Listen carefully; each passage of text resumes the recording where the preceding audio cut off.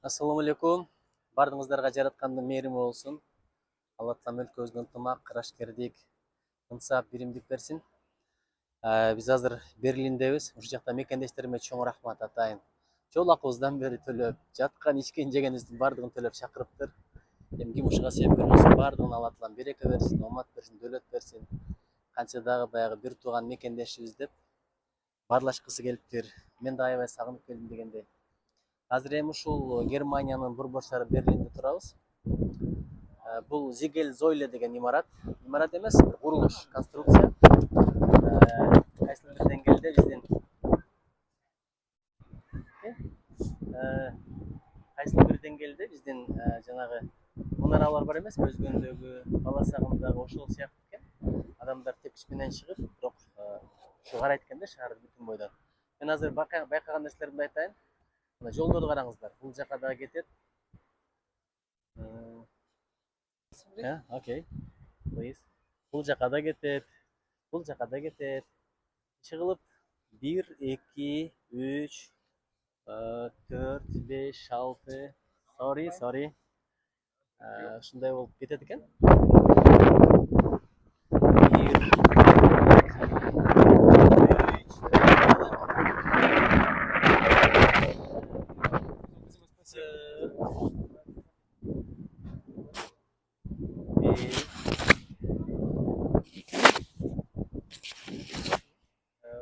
5 тарапка кетет экен да. 5 тарапка кетет. Эми мен байкагандарымды айтайын. Зигель Зойле деген бул жеңиштин символу катары курулуптур. Бул бийиктик. Бул биринчиден, экинчиден Зигель Зойле деген мындай жеңиш курулушу деп аталат. Виктория деп коет экен. Үстүндө дагы ошол өздөрүнүн философиясына, грек философиясына ылайык эстелик турат, монумент. Анан биринчи байкаганым, караңыздар, парк. Тегереги бүтүндөй жашыл зона. Шаардын чордону 1 метринде курулушка берген эмес, ушу жашыл бойдон сактаган. Аны байкасаңыздар, ичинде бир оюн зоок, жанагындай жаштар, балдар ойной турган деле борборлор жок.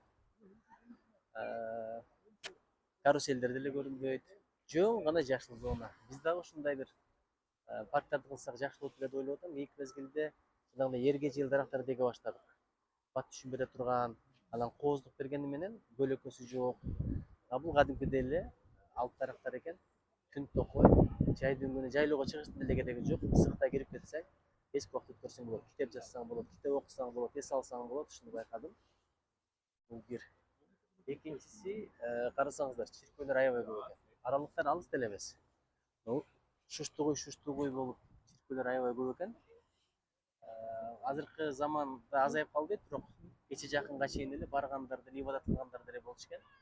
Айтайын дегеним, азыр Кыргызстанда деле ибадатканалар бир топ, мечиттер бир топ өтө эле көбөйүп кетти деп айткан менен, буларда деле ошондой эле акыбал экен да.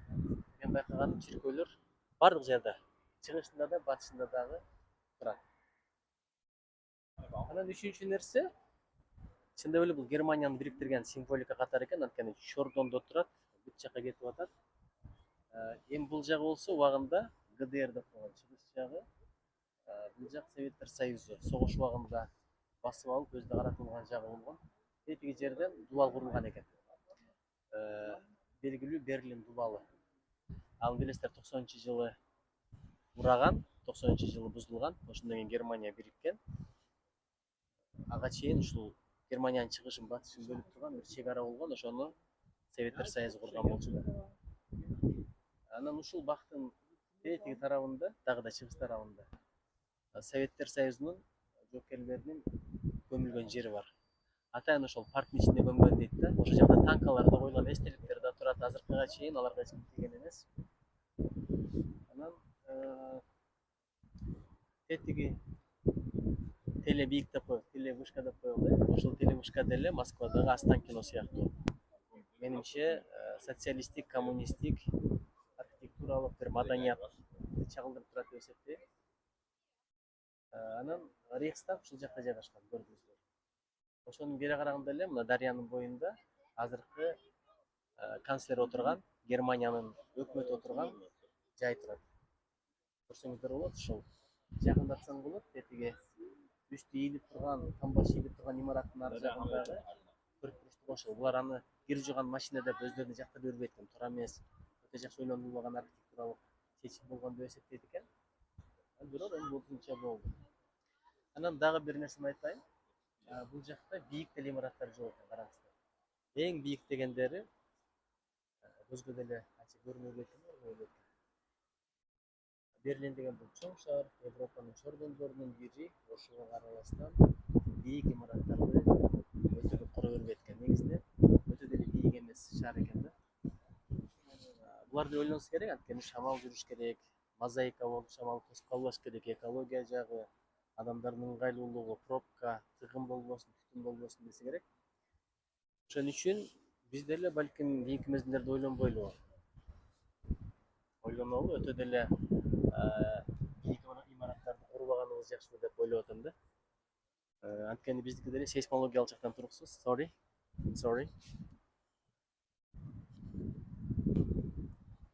Бул бир, экинчиден, эгерде бийик имараттарды курсак, мурда бир 10 машина чыккан жерден азыр 100 машина чыгат, тыгын болот.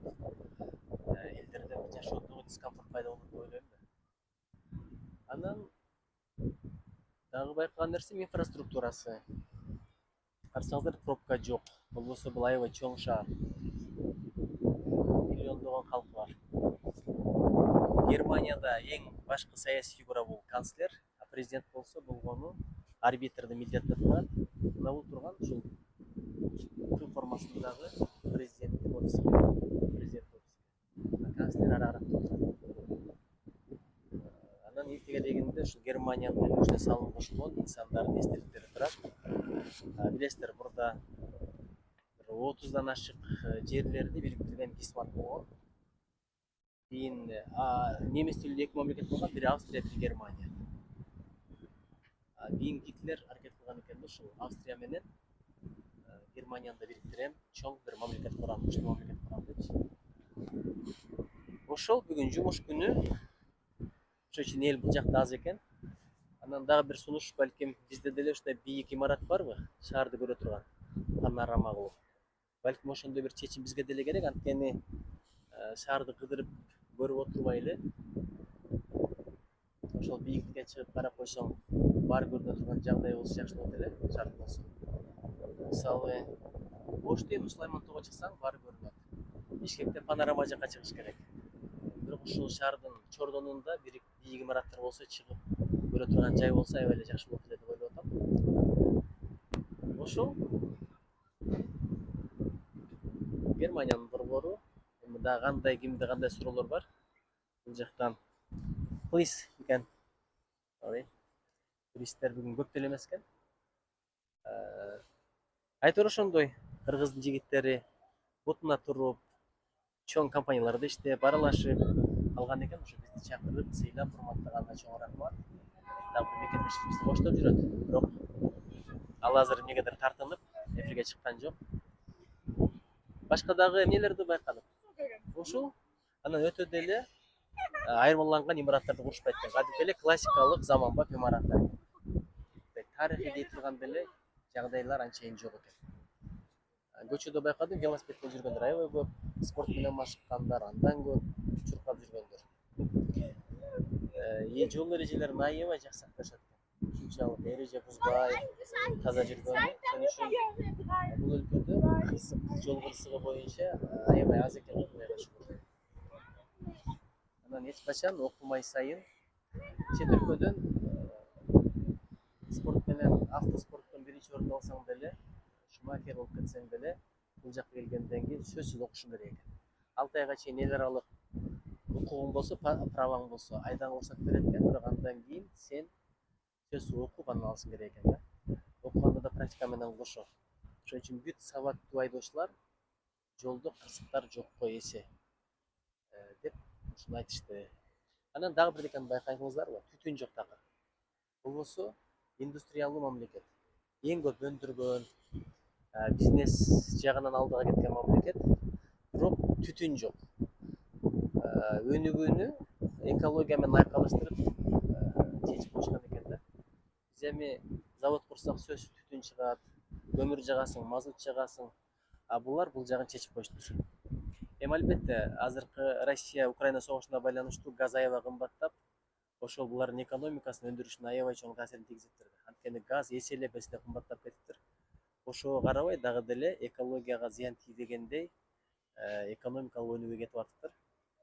Анан курулуштар деле өтө көрүнбөйт, анткени мына кран тетиги жакта көрүп атам, бул жакта көрүп атам. Анткени бул канчада калыптанып түптөнүп калган шаар. Эми бул менин билген көргөнүм эле ушул. Деталдарын жакшы билбейм чындыгында. Азыр дагы кыдырып Берлин менен таанышалы деп атабыз. Кудай таала бизди бардыгыбызды бийиктикке чыгарсын. Мисалы Чубак ажеке илим менен бийиктикке чыкты. Исхак Ыразаков мамлекеттик кызмат менен бийиктикке чыкты. Айтматов адабият менен бийиктикке чыкты. Биз бардыгыбыз адамгерчилик, ыйман, жакшы мамиле менен адамдыктын бийиктигине чыга берели. Бирок бийиктикке бир чыгып алгандан кийин, бийик пикир куруп алгандан кийин гана кириши боло берет. Бул деле көп акча турган да. Мурда эле курулган.